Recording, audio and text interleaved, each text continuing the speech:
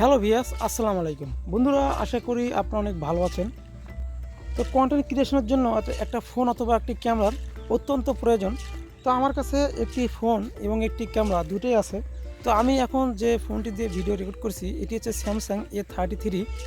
তো আপনারা দেখতে পাচ্ছেন যে এই ফোনটি দিয়ে কীরকম ভিডিও রেকর্ড হচ্ছে এবং এমনকি অডিওটা কেমন শোনা যাচ্ছে তো আপনারাই বলতে পারছেন। তো আজকে আমি ভিডিওটা করছি যে মূলত একটা কন্টেন্ট ক্রিয়েশন শুরু করতে গেলে আমরা ফার্স্ট টাইম ভাবি যে একটা ফোন কিনবো না ক্যামেরা কিনবো। তো বন্ধুরা, আমি কিন্তু আমার এখন এই ফোনটি দিয়ে আমি ভিডিও শ্যুট করছি।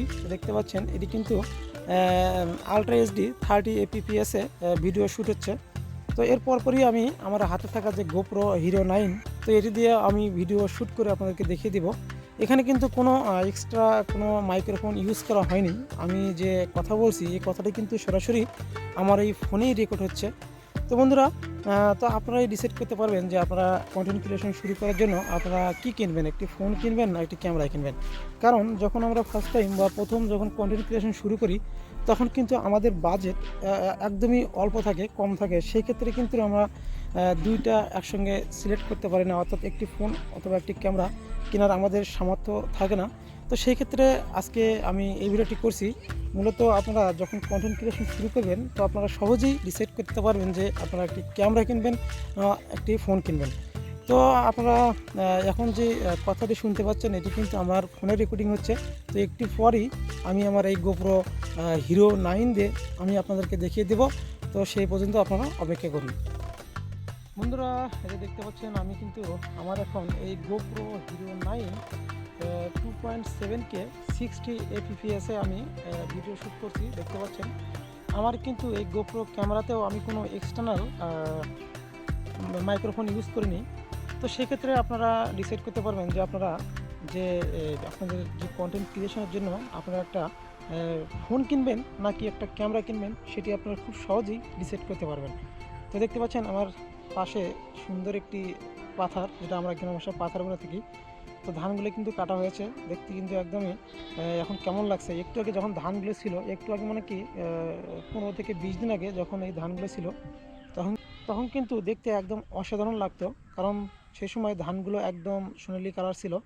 এখন কিন্তু ধানগুলো কেটে ফেলা হয়েছে, যার কারণে একদমই কেমন লাগছে। তো বন্ধুরা, এটি হচ্ছে মূলত আমার আজকের ভিডিও। কারণ আমি মূলত ট্রাই যে আমার চ্যানেলে হয়তো দেখতে পাবেন যে সাবস্ক্রাইবার অনেক কম, কিন্তু এটি আমার নতুন চ্যানেল, আরও কিছু চ্যানেল আছে। তো মূলত সবগুলো চ্যানেলেই আমি কাজ করি। আর হচ্ছে কাজ করে এখনও কাজ করি দীর্ঘ প্রায় 4 বছর হতে, এখনও কোনো সফলতা পাইনি, তবুও চেষ্টা করছি। আর পাশাপাশি অন্য কিছু করছি। তো আপনারা কেউ আবার এই কন্টেন্ট ক্রিয়েশনকেই ফার্স্ট টাইম বা প্রথমের দিকে নিজের যে চলার মতো বা প্যাশন হিসেবে নেবেন না। কারণ এটি কিন্তু অনেকেই এই কন্টেন্ট ক্রিয়েশন থেকে কেউ কেউ হচ্ছে খুব সহজেই সফলতা পায়, আবার অনেকেই কিন্তু দীর্ঘ সময় পরিশ্রম করার পরেই কিন্তু এখান থেকে সফলতা পায় না। সো আপনারা প্রথমেই এই কন্টেন্ট ক্রিয়েশনের জন্য বড় ধরনের বা বড় অ্যামাউন্ট বাজেট করবেন না। কেউ কেউ আবার দেখেন প্রথমেই আবার ক্যামেরা, ভালো মানের একটি ফোন, এমনকি ড্রোনও কিনে ফেলার পরে কিন্তু পরে ভিডিও যখন ভাইরাল হয় না তখন কিন্তু অনেক হতাশ হয়ে পড়ে। তো এই জন্য আপনারা অবশ্যই প্রথমের দিকে স্বল্প বাজেটে আপনারা শুরু করবেন।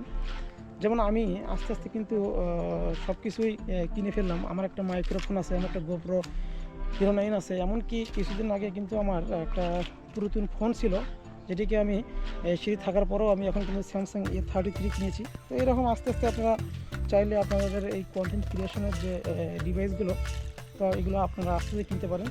তো বন্ধুরা, আজকের ভিডিওটি আপনাদের কাছে কেমন লেগেছে? যদি ভালো লেগে থাকে তাহলে অবশ্যই একটি লাইক কমেন্ট শেয়ার করবেন। এবং আপনি যদি আমার এই চ্যানেলের এবং পেজের যদি নতুন হয়ে থাকেন তাহলে অবশ্যই সাবস্ক্রাইব এবং পেজটি ফলো করে দেবেন। ধন্যবাদ।